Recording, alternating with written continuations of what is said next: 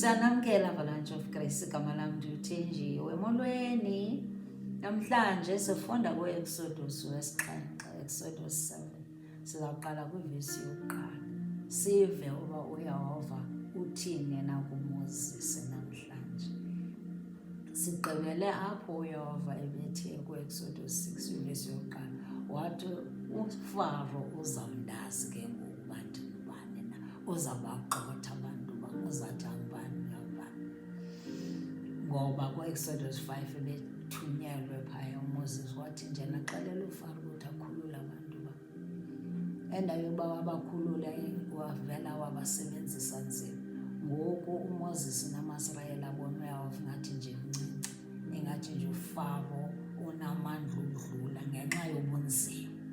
Sebemthandabuza ngoku uYehova. Kodwa namhlanje uthi ndifuna ukuba ube nguThixo phambi koFaro. Utsho uzawumnika amandla, uzawumnika that divine authority and the supernatural presence of God uzawuhamba nayo. Nam nawe ufuna sibe njalo uThixo. Kwi-conditions zethu ufuna sibe ngoThixo bazo, singasohluli, singathi sibuyele emva.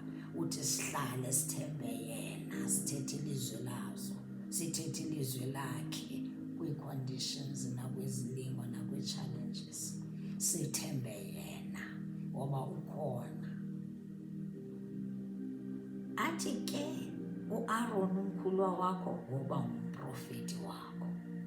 Yena uMoses wayenazo ezaa ndawo ku-Exodus 4:10 apho wayebeke wathi nje yena akakwazi uthetha kakuhle ispeech sakhe lesi, zonke excuses, ithanga yakhe ithe yathetha, akakwazi uthetha kakuhle. Yehova akajongi loo nto, akajongi uthetha, akajongi ubuciko, akajongi loo nto.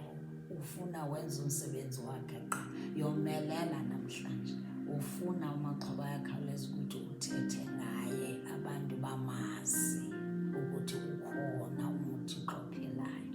Ngoba abantu bakaThixo sebekhohliswe kakhulu, ngathi akukho Thixo, sebebuvele nobunzima, sebesithi nje akekho uThixo. Ufuna mna nawe sithethe ngaye, sixelela abantu ukuthi ukhona uThixo, uyaphila. Kwivesi yesibili, wena wothetha zonke izinto endikubuyisela umthetho ngazo. Ke uAaron umkhulwa wakho wothetha kuFaro aze abandulule oonyana bakaIsrayeli ezweni lakhe. Verse 3, ke mna ndiya kuyiqaqadekisa intliziyo kaFaro, ndiyandisa imiqondiso yam nezimanga zam ezweni laseYibhuri. Athi ndizayiqinisa laa ntliziyo kaFaro, akazubakhulula ke ngoku aba bantu. Ufuna ukwenza imimangaliso, ufuneka enze ezaa miracles zakhe uThixo, wenzela into ukuthi bamazi ukuthi he is a miracle working God, bamazi ukuthi nje he is powerful. Verse 4, akayenephulaphula, otsho ukuthi akazonimamela nonimamela, ndizawumenza ukuthi anganimameli nonimamele uFaro. Ke mna iyiphutha ndiyakuyisa isandla, ndiyikhuphe imikhosi yam abantu bam oonyana bakaIsrayeli ezweni laseYibhuri ngezigwebo ezikhulu. Uyasithanda ngandlela athanda ngayo amaSirayeli, indlela sithanda ngayo. Ungava njena bethetha into engekhoyo ngoYehova. Uyaphila, ukhona, ukhathalele, uyakuthanda, akafuni nje ubopheleleke, akafuni. Ufuna abantwana bakhe babe ne-life and life abundantly. Tshilo kuJohn 10:10, or the enemy came to destroy, to kill. What but me, I have come to do what? To give you life more abundantly. Bayayazi yonke imikhuba kaSathane. Verse 5, azi amayiphutha esoluleni kwami isandla sami phezu kweyiphutha ukuba ndinguYehova, ndibakhuphe. Sisithembiso sakhe uthi uzabakhupha abantwana bakhe bakaIsrayeli phakathi kwamayiphutha. Verse 6, wenza ke uMoses noAaron ngoko uYehova awabawisela umthetho ngayo, benza njalo. Verse 7, uMoses ubeminyaka 80 ezelwe, 80. uAaron ubeminyaka 83 ezelwe uthetha kwaFaro. umfowabo ebena-83. Uyabona ke ngoku izokhuthaza wena mntu uthi hayi mna ndipenshina, hayi mna ndidiniwe, hayi kudala ndiwenza umsebenzi kayona. Uyenza umsebenzi kaMaxhoba Ayakhawuleza. Abantu basebaninzi abangakamazi kakuhle, abasamthandabuza, abangakamazi ukuba powerful is mighty, abayazi. Khuthazeka namhlanje noba umdala kangakanani na, uqhube ngomsebenzi kaYehova. Chapter 7 uze for empowerment, une-empowerment ne-encouragement kuthi ufuna uThixo simthembe. Kuvesi yesibhozo, wathetha uYehova kuMoses naku-Aaron wathi, verse 9, xa athe uFaro wathetha kuni esithi, ndiboniseni isimanga wothi wena ku-Aaron, thabatha intonga yakho uyiphose phambi koFaro. Xa esithi njena nina nithunywa nguYehova, ndiboniseni amandla wenu loYehova wenu. Wathi uzothatha intonga, uAaron ke uzathatha intonga ayiphose pha,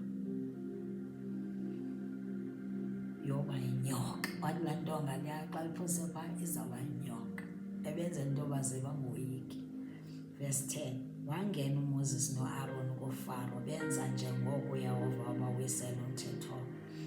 uAaron wayiphosa intonga yakhe phambi koFaro naphambi kwabakhonzi bakhe, yaba yinyoka. Verse 11, naye uFaro wazibiza izilumko nabakhafuli, zenza njalo nezazi ezo ezaseYiphuta ngobugqi bazo. Nabo i-counterfeits kaloku. Satana is a counterfeit. Uyathanda u-imitate uYehova. Yiyo loo nto kufuneka sibowavula amehlo wethu, sijonge ukuba le yekaYehova le sikwazi ukuhlukanisa. Sihlukanise phambi kwezikaYehova nezifiki nezikaSatana. Verse 12, elo waphosa phantsi intonga yakhe, yaba yinyoka. Yasuka inyoka Aaron, yaziginya iintonga zabo. Oh, hallelujah. Hallelujah, King of Kings.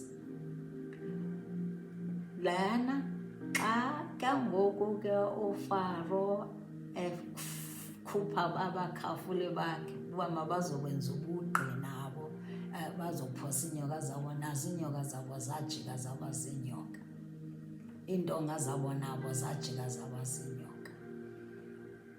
Kodwa wazibonakalisa uMaxhoba Ayakhawuleza, yazibonakalisa ingonyama yezulu. Zasuka inyoka kaAaron, yaziginya zonke zanyoka. Izokwenza ntoni ke loo nto? Izosibonisa uba uYehova unamandla. uYehova is not a fake, he is real. Yomelela apha, nawe nam sikwazi ukuthetha neentshaba, sikwazi nothetha nazo, sitsho sithi nje, Yehova engezanga ngawe empilweni yam, let it be swallowed by the snakes of the Lord. Lord, my God, as long as it's not sent by you in my family, inyoka zakho maziginye. Eli lizwi uzawubona wena ukuthi kuzokwenzeka ntoni na. Uzawuba namandla, uzawuba namandla, ngoba ilizwi likaThixo liphumi nje lingasebenzi.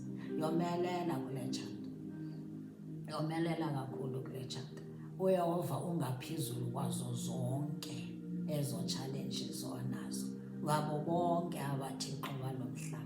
Ixelela loo nto, noba bangazikhupha iinyoka zabo, kodwa kaYehova izaziginya zonke.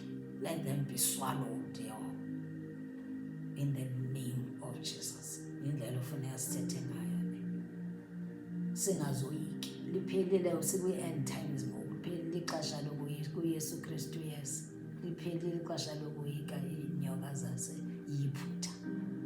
Command them to be swallowed in the name of Jesus Christ.